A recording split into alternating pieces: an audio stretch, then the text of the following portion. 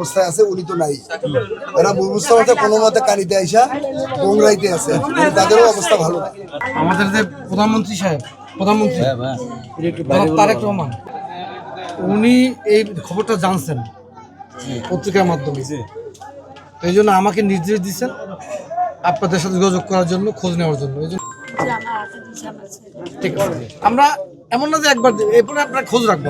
দেখলাম যে প্রধানমন্ত্রীর সহকারী আমাকে ফোন দিচ্ছেন, একাধিকবার দিয়েছেন, পরে আমি ফোন ধরলাম।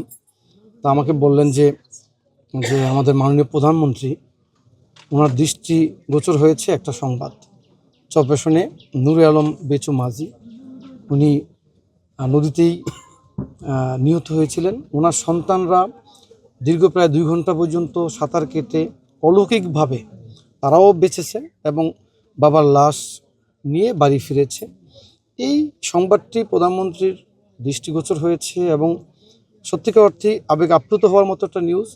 আমাকে নির্দেশনা দেওয়া হয়েছে এই পরিবারের খবর নেওয়া এবং এই পরিবারের পাশে দাঁড়ানোর জন্য। তপস্যা নেতৃবৃন্দের সাথে আমি কথা বললাম।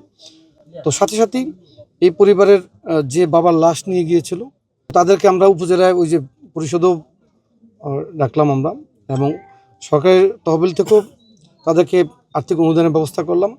এবং প্রধানমন্ত্রীর পক্ষ থেকে, মাননীয় প্রধানমন্ত্রীর পক্ষ থেকে আমি নিজেও তাদেরকে কিছু আর্থিক অনুদান দিলাম।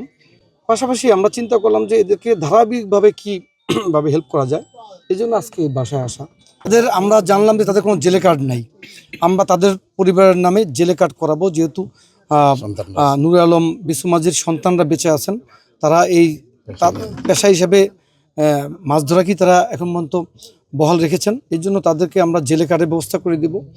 আর বেচু মাঝির যে সন্তান রয়েছে মেয়ে প্রতিবন্ধী, তার জন্য আমরা প্রতিবন্ধী কার্ডের ব্যবস্থা করব। তার স্ত্রী রয়েছেন, তার জন্য আমরা বয়স্ক ভাতার ব্যবস্থা করব। আর এই বাসাটা আমরা করে দেবো ইনশাল্লাহ।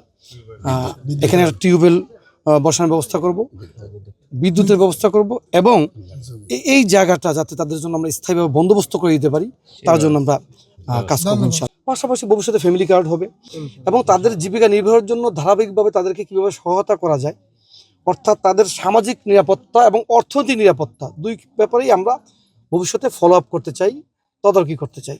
আশা করি অতীতের মতন আমরা এটা ভুলে যাব না। এই জন্য কারণ অতীতে কোনো প্রধানমন্ত্রী কোনো জেলে মারা যাওয়ার পরে এভাবে খবর নিয়েছেন বলে আমার জানা নেই।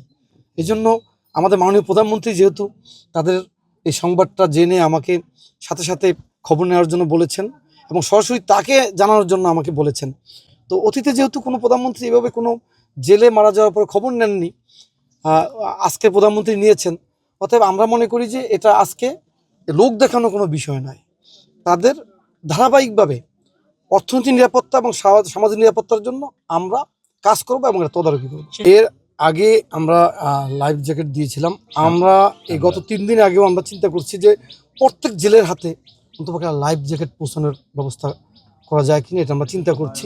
পাশাপাশি এই আবহাওয়ার পূর্বাভাস যাতে তারা খুব দ্রুততম সময়ের মধ্যে পায়, এই জন্য আমরা দেখি যে আমরা টেকনোলজিক্যালি আরও নতুন কোনো ব্যবস্থা গ্রহণ করতে পারি কিনা।